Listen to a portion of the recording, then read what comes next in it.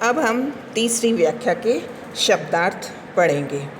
बेहसी यानी हंसकर, मृदु यानी कोमल नम्र, मुनीसु यानी महान मुनि, महापट यानी महान योद्धा, मानी यानी प्रसिद्ध, कुठारो यानी फरसा, चहत यानी चाहते हो, पहाड़ू यानी पहाड़, कुम्हड़बतिया यानी एक पौधा जो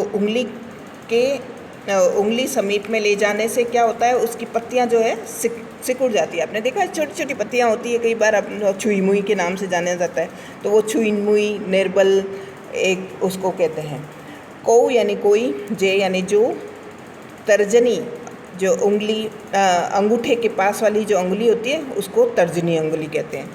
सरासन यानी धनुष, बाण यानी बाण, भृगुसुत यानी भृगु ऋषि के वंशज, जनेऊ आपको पता है ब्राह्मण लोग गले के अंदर कंधे पे डालते हैं, मैंने आपको 8th क्लास में भी बताया था, गले के अंदर डालते हैं और जब सोच इत्यादि क्रिया करते हैं तो उस जनेऊ का उपयोग करते हैं। ये एक प्रकार का धागा होता है। जब कंवारे बच्चे होते हैं उनको 3 धागे पहनाए जाते हैं और शादी के बाद उनको 6 धागे पहनाए जाते हैं। वो जनेऊ यज्ञोपवीत जिसको कहते हैं। बिलोकी यानी देख कर, सहो यानी सह रहा हूँ, रिस यानी क्रोध, रोकी यानी रोककर, सुर यानी देवता, महिषुर यानी ब्राह्मण, हरिजन भगवान के भक्त, गाय यानी गाय, कुल यानी वंश, सुराई यानी शूरता वीरता, बंधे यानी मारने से, अपकीर्ति यानी अपयश, मारतहु यानी मारने पर भी, पा यानी पैर, परिय पकड़ेंगे, कोटि यानी करोड़ों, कुलिस यानी ब्रज, सम समान, वजनु यानी शब्द वाणी, वचनु यानी शब्द वाणी, व्यर्थ यानी बेकार, धरो यानी धारण करते हो, धीर यानी धैर्यवान, संशोधन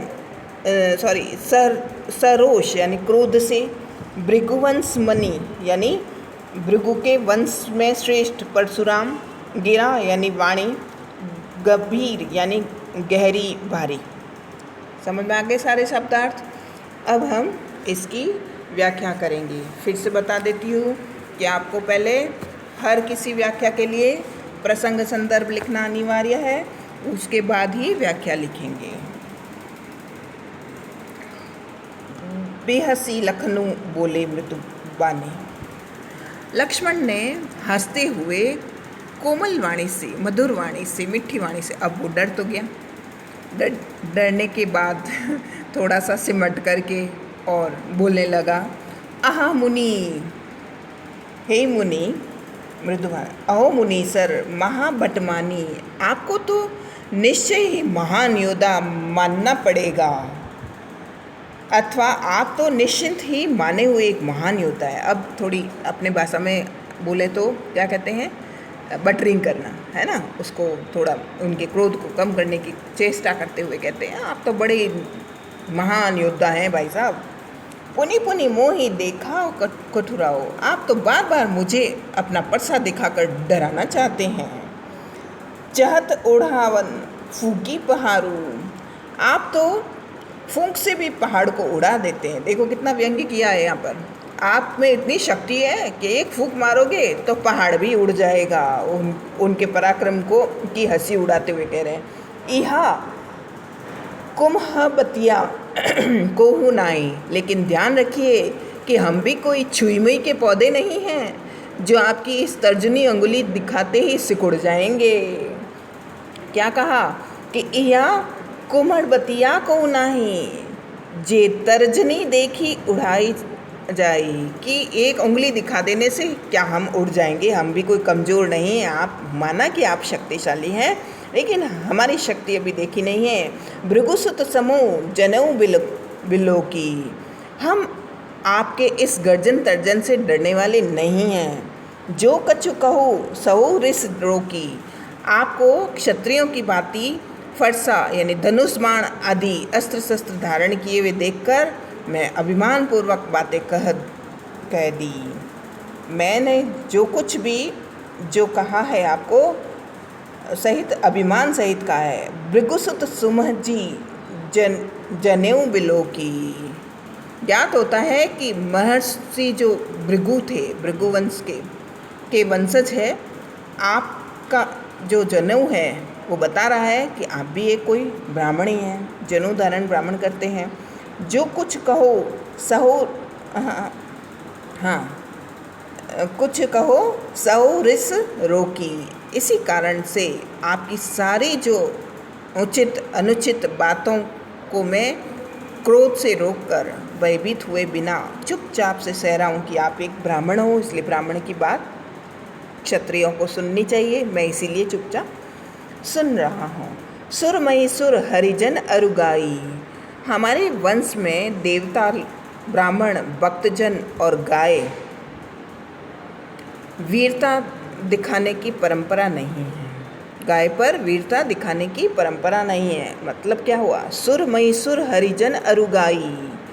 हम जो क्षत्रिय हैं वो सूर्य देवता, ब्राह्मण, भक्तजन और गायों पर अत्याचार नहीं करते हैं, उनके ऊपर उनका वध नहीं करते हैं। हमारे कुल इन पर न सुराई, क्योंकि हमारे कुल के ये मर्यादा है कि हम इनकी रक्षा करते हैं, हम इनको मारते नहीं हैं। धनुष, हाँ, अतः हम आपको मारेंगे तो भी मैं आपके चरणों में ही पड़ना पड़ेगा। तो आपको हम कैसे मारें? बंधे पापू अपकीर्ति हारे। आपकी तो वाणी ही जो है कठोर है, बहुत वज्र के समान कठोर है। फिर यह धनुष बाण और कुठार जो है व्यर्थ में ही आपने धारण किया है। आपकी जो शक्ति है वह अपार है। बंदे पापू अपकीर्ति हारे, मारतु पाप परियु तुम्हारे। मतलब हम जो अगर आपको मारेंगे भी तो आपके ही चरणों में आकर हमको गिरना है। कोटि कुलिस सम वचनु तुम्हारे, व्यर्थ धरो धनु बाण कुठारे। आपके जो वचन हैं हे श्रीमान, हे मुनिवर, आपके इतने कठोर वचन हैं, वो भी बाणों से अधिक तीक्ष्ण है। तो आपने ये सारे अस्त्र शस्त्र यूं ही धारण कर रखे हैं। जो बिलो की अनुचित कहे हूँ, आपके वेश को देखकर मैंने अनुचित बातें कह दी, उसके लिए मैं क्षमा चाहता हूँ। क्षमो महामुनि धीर, क्षमो यानी क्षमा मांगता हूँ। सुनी सरोस भृगुवंशी समी, बोले गिरा गंभीर। आप तो बड़े धैर्यवान हैं और क्षमाशील हैं, आप तो जो है क्षमा करते हैं। लक्ष्मण की व्यंग्यपूर्ण बात सुनकर के भृगुवंशी जो है श्रेष्ठ परशुराम, वो क्रुद्ध होकर गंभीर वाणी में कहने लगे। आगे समझ में व्याख्या। यदि कुछ नहीं समझ में आए तो लाइन को अंडरलाइन करके फोटोकॉपी मुझे भेजकर और पूछ लेना कि इस लाइन का फिर से अर्थ बता दो, मैं बता दूंगी। वैसे PDF में सब अर्थ लिखे हुए हैं, ध्यान से पढ़ लेना। विशेष इसका इस प्रकार है, भाषा जो साहित्यिक है अवधी भाषा का प्रयोग किया गया है और इसमें व्यंग्यपूर्ण शैली का प्रयोग किया गया है, उपहास किया गया है। और मुनिस महा जैसे म वर्ण की आवृत्ति है, कछु कहा, कोटि कुलिस, इन सब में क वर्ण की आवृत्ति है। तो मैंने पहले भी बताया कि जहाँ वर्णों की आवृत्ति है वहाँ अनुप्रास अलंकार होता है। वीर तथा रौद्र रस का प्रयोग इसमें किया गया है। दोनों की जो पात्र शैली की जिस सीमाएं हैं वो बाहर है। समझ में आ गया?